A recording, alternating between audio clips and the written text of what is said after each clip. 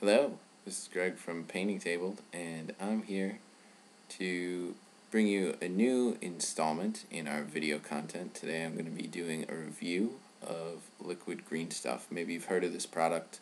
It's new from Games Workshop, and it is basically what it says. It comes in a little painting bottle, just like any of the regular paints, but it's filled with green stuff.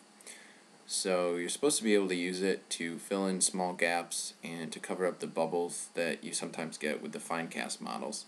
That's not going to be used like regular green stuff for sculpting anything. It wouldn't stand up to that. But it comes at a fairly good price, and so I picked it up at the local gaming store and decided to try it out on one of my plastic river trolls. And let's take a look and see how it went. So when you take a look here at the River Troll, first thing you're going to notice, I put it together with just the basic plastic glue, cleaned it up a little bit with a knife, and there's still some gaps. Look right on straight at the face, at the nose, you'll see a seam where the two halves of the face join. Then again, looking from a side view, you'll see sort of on top along the shoulder line, there's a gap, and again on the head going from his ear up to the top of his head. There's a gap. These are really small. You could get away probably without cleaning them up or with using traditional green stuff to fill it in, but using regular green stuff is quite a pain. You see another gap here where the buttocks meets the leg.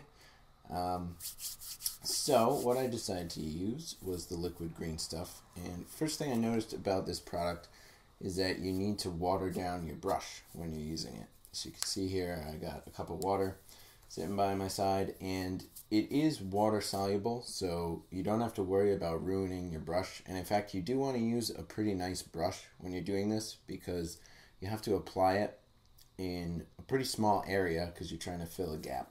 So I definitely made sure there was quite a bit of water on my brush, dipped it into the liquid green stuff, and started to paint it on the model just like you would regular paint.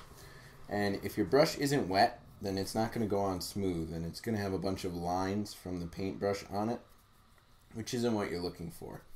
So I just painted on each of the areas, and it goes on really, really thin. So I had to put, to be honest, 4 or 5, sometimes 6 coats over the same area to get it to actually fill in the gap. So you put on one coat and work on another area, and by the time you go back, it's already dry. It dries to the touch really quickly. It probably takes longer than that to set, but it does dry to the touch in a few minutes. So I had 4 or 5 areas on the model where there were these gaps or seams from putting it together, and I just went through and covered them up with the liquid green stuff and went around and did about 5 layers to each section. So after I was done with that and I let it dry for a moment, you take a look at the finished product here, and you can see quite a difference looking at the troll straight on. You can see that the nose no longer has that seam down the center, and you'll see I put quite a few layers. It's quite heavy on the top. It looks like I just painted it green pretty much. That's sort of what you have to do. So you can take a look at it again from the side view, and the head is cleared up. The gap's a little bit better. It's not perfect along the shoulder line. And I would definitely recommend using the liquid green stuff.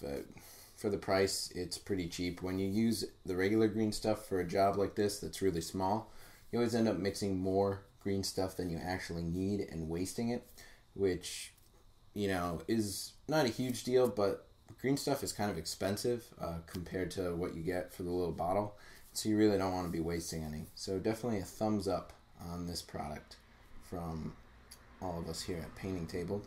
And I'm also interested to try it out on a fine cast model that has some of the bubbles. I don't have any models with that problem at the moment, but when I pick one up, I'll definitely give it a try and let you know how it goes. So thanks for watching, and I hope you enjoyed my review of liquid green stuff.